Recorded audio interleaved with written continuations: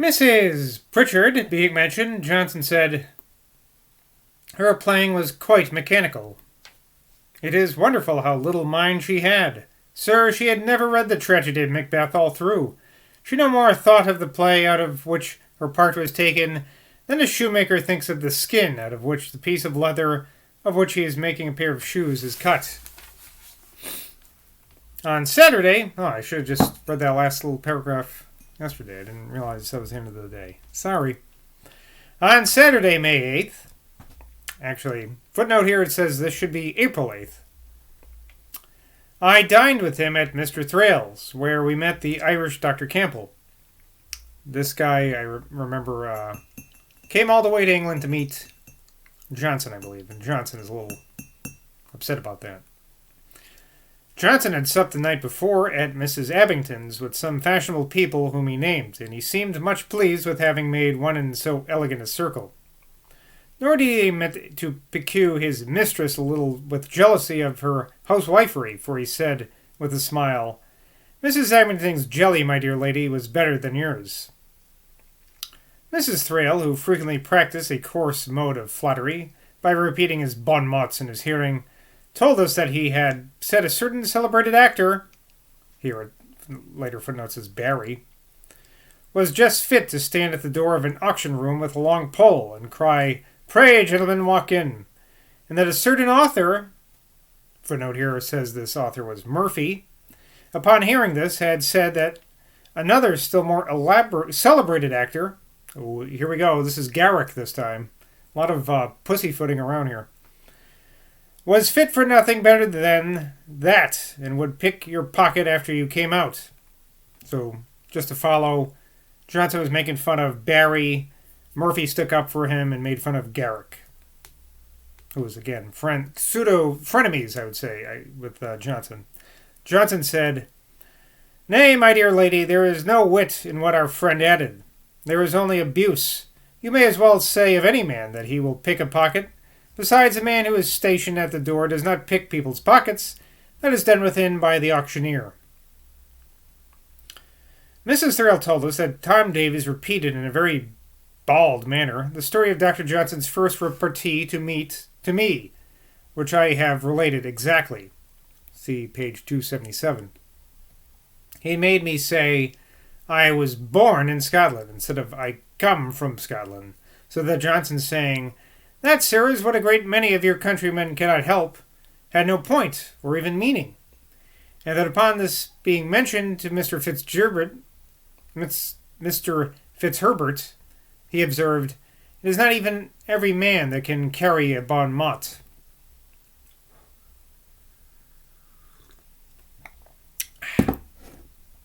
On Monday, April 10th, I dined with Johnson at General Oglethorpe's with Mr. Langton and the Irish Dr. Campbell, whom the General had obligingly given me leave to bring with me.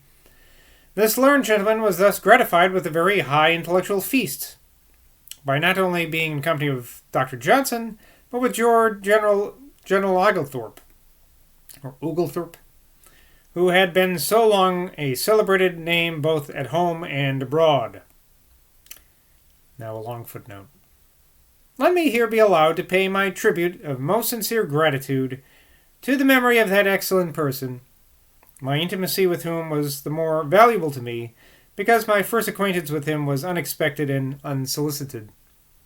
Soon after the publication of my account of Corsica, he did me the honor to call on me, and approaching me with a frank, courteous air, said, "My name, sir, is Oglethorpe, and I wish to be acquainted with you." I was not a little flattered to be thus addressed by an eminent man of whom I had read in Pope, from my early years, quote, "Or, driven by strong benevolence of soul, will fly like Oglethorpe from pole to pole." I was fortunate enough to be found worthy of his good opinion, insomuch that I was not only invited to make one in the many respectable companies which he entertained at his table, but had a cover of his hospitable board every day when I happened to be disengaged. Cover it as a hospitable board. And in this society I never failed to enjoy learned and animated conversation, seasoned with genuine sentiments of virtue and religion. All right, back to the story at hand. I must again and again entreat of my readers not to suppose that my imperfect record of conversation contains the whole of what was said by Johnson or other eminent persons who lived with him. What I have preserved, however, was the value of the most perfect authenticity. He this day enlarged upon Pope's melancholy remark, "Man never is, but always to be blessed." Emphasis on is and to be. He asserted that the present was never a happy state to any human being, but that, as every part of life of which we are conscious was at some point in time a period yet to come in which felicity was expected, there was some happiness produced by hope. Being pressed upon the subject and asked if he really was of opinion that, though in general happiness was very rare in human life, a man was not sometimes happy in the moment that was present, Johnson answered, "Never, but when he is drunk." Johnson urged General Oglethorpe to give the world his life, capital L. I believe that means his autobiography. He said, "I know no man whose life would be more interesting. If I were furnished with materials, I should be very glad to write it." Footnote here. The general seemed unwilling to enter upon it at this time, but upon a subsequent occasion he communicated to me a number of particulars which I have committed to writing. But I was not sufficiently diligent in obtaining more from him, nor apprehending that his friends were so soon to lose him. For, notwithstanding his great age, he was very healthy and vigorous, and was at last carried off by a violent fever, which is often fatal at any period of life. Mr. Scott of Amwell's Elegies were lying in the room. Dr. Johnson observed, "They are all very well, but such as 20 people might write." Upon this, I took occasion to controvert Horace's maxim, "Mediocribus esse poetis namdae non hominis non cancer columnae." To poets, to be second-rate is a privilege which neither men, nor gods, nor booksellers ever allowed. From Horace. For here, I observed, was a very middle-rate poet, who pleased many readers, and therefore poetry of a middle sort was entitled to some esteem. Nor could I see why poetry should not, like everything else, have different gradations of excellence, and consequently of value. Johnson repeated the common remark that, quote, "as there is no necessity for having poetry at all, it being merely a luxury, an instrument of pleasure, it can have no value, unless when exquisite in its kind." I declare myself not satisfied. "Why, then, sir," said Johnson, "Horace and you must settle it." He was not much in the humor of talking.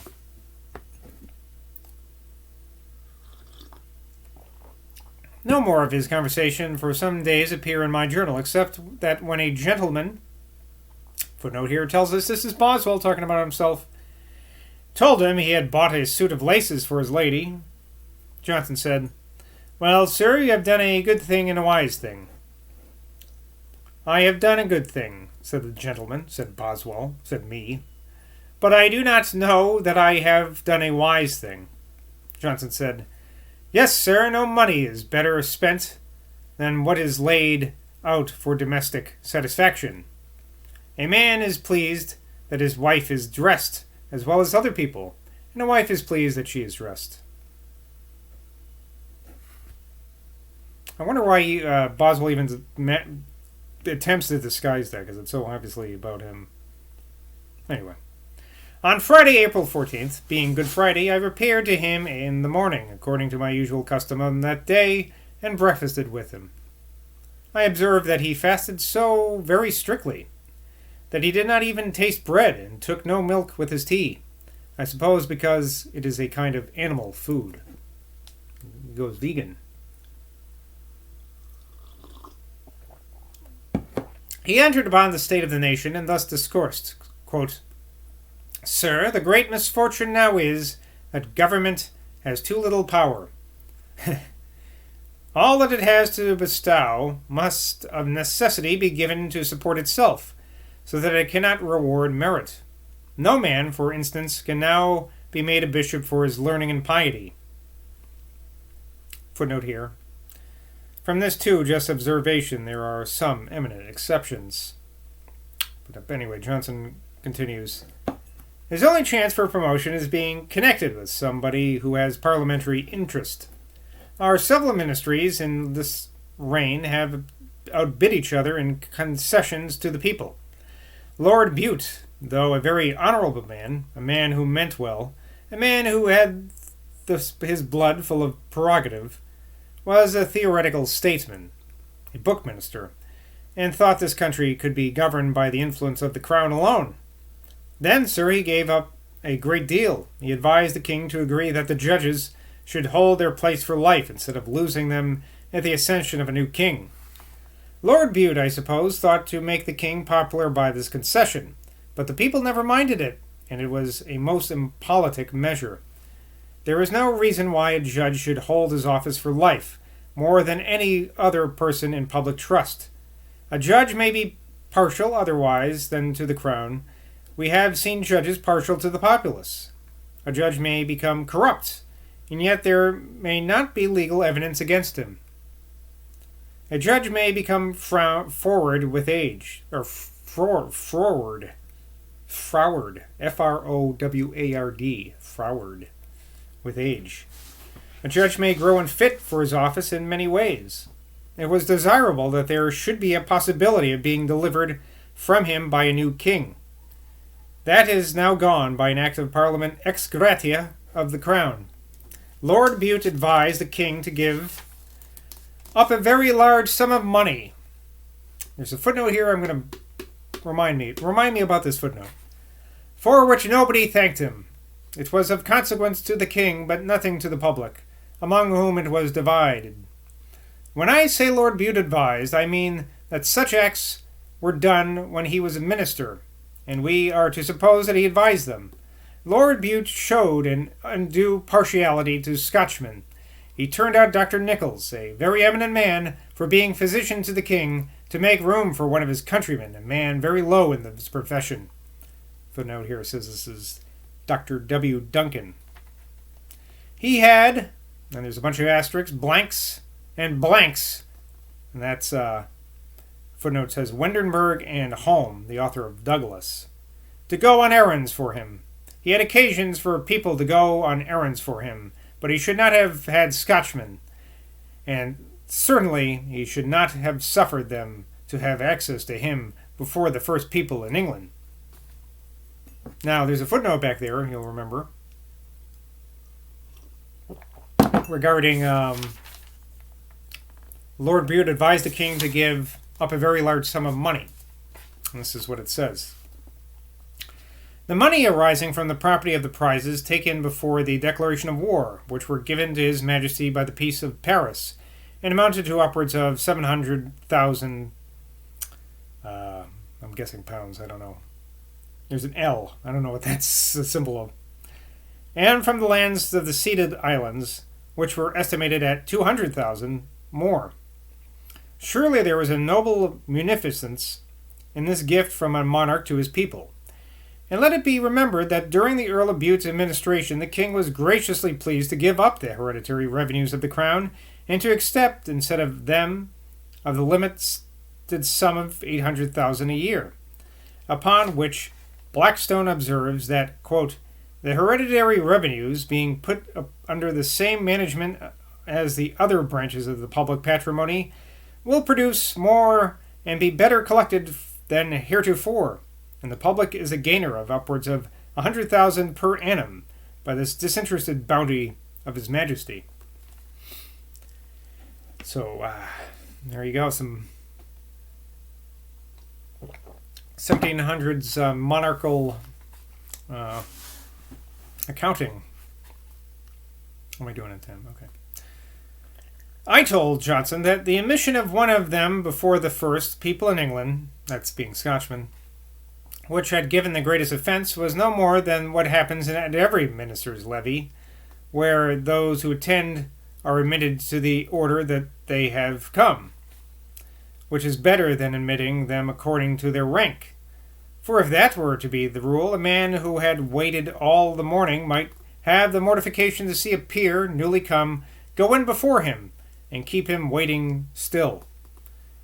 Johnson answered, True, sir, but blank, one of these people, should not have come to the levee, or levee, Levee, to be in the way of people of consequence. He saw Lord Bute at all times, and could have said what he had to say at any time, as well as at the levee. There is now no Prime Minister. There is only an agent for government in the House of Commons. We are governed by the Cabinet, but there is no one here there as in Sir Robert Walpole's time. I answered, What then, sir, is the use of Parliament?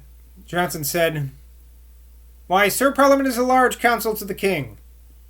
And the advantage of such a council is having a great number of men of property concerned in the legislature who, for their own interest, will not consent to bad laws. And you must have observed, sir, that administration is feeble and timid, and cannot act with that authority and resolution which is necessary. Were I in power, I would turn out every man who dared to oppose me. Government has the distribution of offices, that it may be enabled to maintain its authority. Lord Bute, he added, took down too fast, without building up something new. I said, Because, sir, he found a rotten building. The political coach was drawn by a set of bad horses. It was necessary to change them. Johnson answered, But he should have changed them one by one. I told him that I had been informed by Mr. Orne that many parts of the East Indies were better mapped than the Highlands of Scotland. Johnson said, That a country may be mapped, it must be travelled over. Nay, said I, meaning to laugh with him at one of his prejudices, can't you say it is not worth mapping? As we walked to St. Clement's Church and saw several shops open upon this most solemn first day of the Christian world, I remarked that one disadvantage arising from the immensity of London was that nobody was heeded by his neighbour. There was no fear of censure for not observing Good Friday as it ought to be kept, and as it is kept in country towns. Johnson said it was, upon the whole, very well observed even in London. He, however, owned that London was too large, but added, It is nonsense to say the head is too big for the body. It would be as much too big, though the body were ever so large. That is to say, though the country were ever so extensive. It has no similarity to a head connected with the body. Okay. Dr. Wetherall, master of University College, Oxford, accompanied us home from church. And after he had gone, there came two other gentlemen. Footnote here says this is Edward Dilly and Sir John Miller, one of whom uttered the commonplace complaints that by the increases of taxes, labor would be dear, other nations would undersell us, and our commerce would be ruined. Johnson, smiling, said, Never fear, sir, our commerce is in very good state, and suppose we had no commerce at all, we could live very well on the produce of our own country. I cannot omit to mention that I never knew any man who was less disposed to be querulous than Johnson. Whether the subject was his own situation, or the state of the public, or the state of human nature in general, though he saw the evils, his mind was turned to resolution, and never to whining or complaint. We went again to St. Clement's in the afternoon. He had found fault with the preacher in the morning. Footnote here says this is the rector John Burrows, for not choosing a text adapted to the day. The preacher in the afternoon, it says here that's the curate, S. Popham, had chosen one extremely proper. It is finished. And it is finished. For today, that's all we got from Life of Johnson for today. Till next time, bye from Boswell.